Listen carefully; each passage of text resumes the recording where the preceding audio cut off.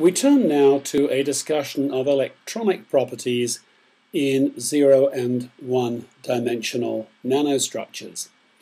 We have already talked about quantum dots in Chapter 2 and also about their optical applications, and in Chapter 7 we considered the electronic use of a quantum dot as an element in a Coulomb blockade device. So let me just say here a couple of extra words about the optical properties of quantum dots. The excitation that results when light is shone on a quantum dot, so I'm showing here the quite heavily quantized conduction and valence bands, so the excitation then is one of a poorly screened electron leaving behind a poorly screened hole because the density of states is quite low. This combination of electron and hole looks a little bit like a Bohr hydrogen atom, and this equation on the slide here, mv squared over r is this constant times e squared over r squared, is a classical expression equating the centrifugal force for the electron moving in a circular orbit with Coulomb's law, from which one can deduce the radius of the orbit. It looks just like the Bohr radius, but the radius of the exciton is multiplied by a factor the relative dielectric constant, and also modulated by a factor the ratio of the electron mass to its effective mass. Now, since the dielectric constant of a semiconductor like silicon is much greater than 10, the radius of the orbit for an exciton in these materials is also large.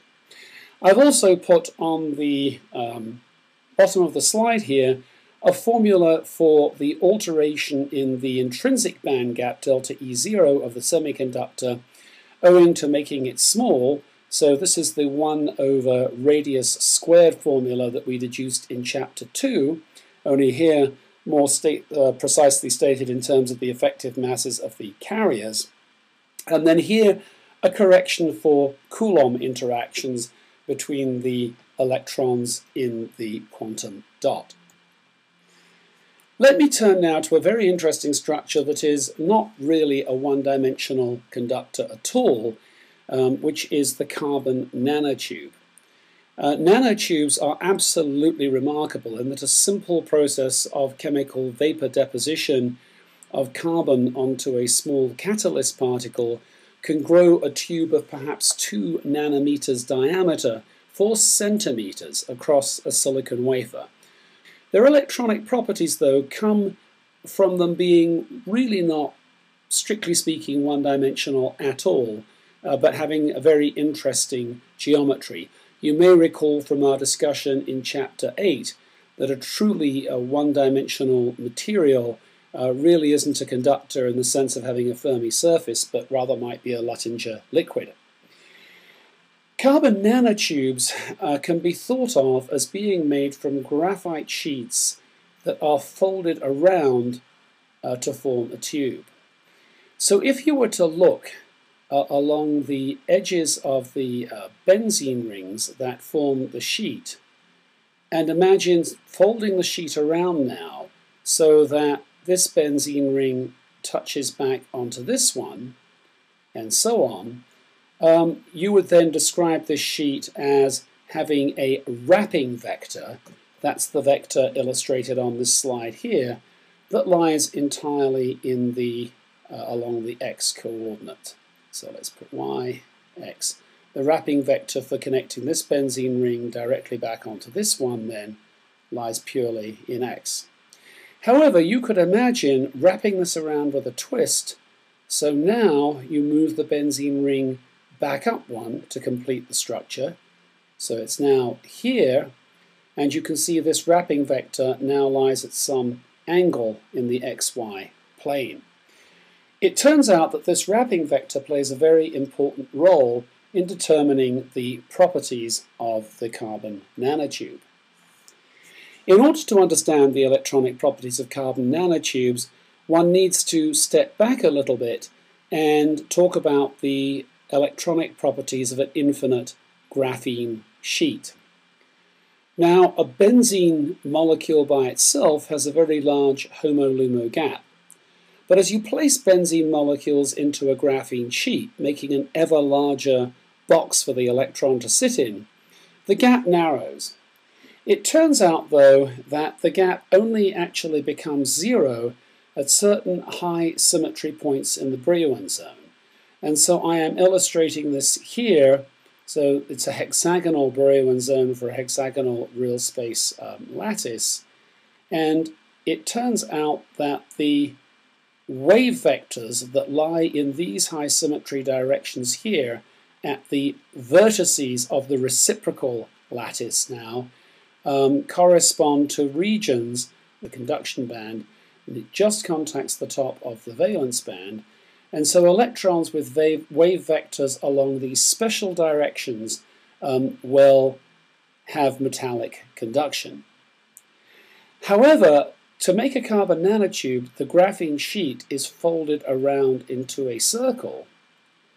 And so for wave vectors that run perpendicular to the long axis of the tube, which I'm showing here, so these are wave vectors out in this direction, k perpendicular, the requirement is that in going once around the tube, the phase factor repeat itself, or in other words, for a tube of diameter d, pi dk must be equal to 2 pi times some integer n.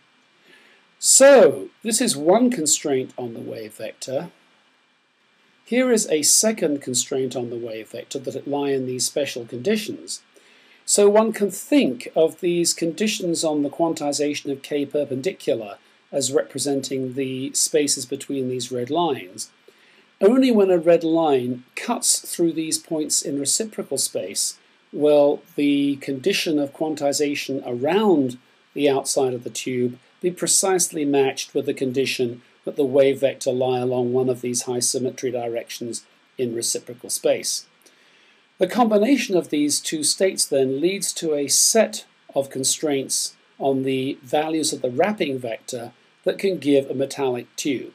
For example, 3 times an integer will result in metallic tubes.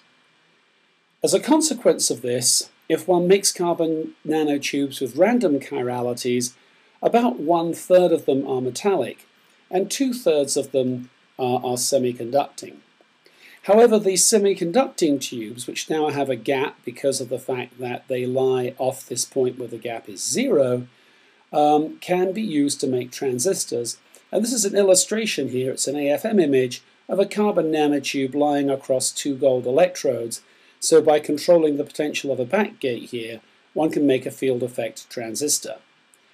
Now, in order for this to happen, it turns out that doping by atmospheric oxygen is required, and this makes most carbon nanotubes intrinsically p-type semiconductors. From the foregoing discussion, it will be clear that there is really at present no very good way to absolutely control the size and chirality of carbon nanotubes, and hence their electronic properties. For this reason, particularly the Lieber group at Harvard has been pursuing semiconductor nanowires grown by the techniques discussed, for example, in Chapter 6, where we showed how a gold eutectic could be used to grow a semiconductor wire using chemical vapor deposition of silicon, for example.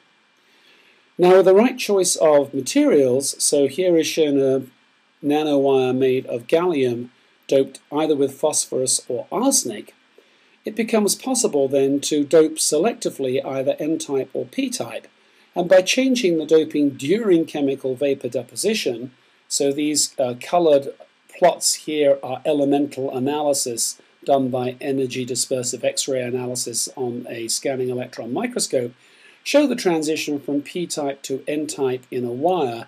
So a single nanowire here has been used to make a PN junction, something that it would be very hard to do with a carbon nanotube.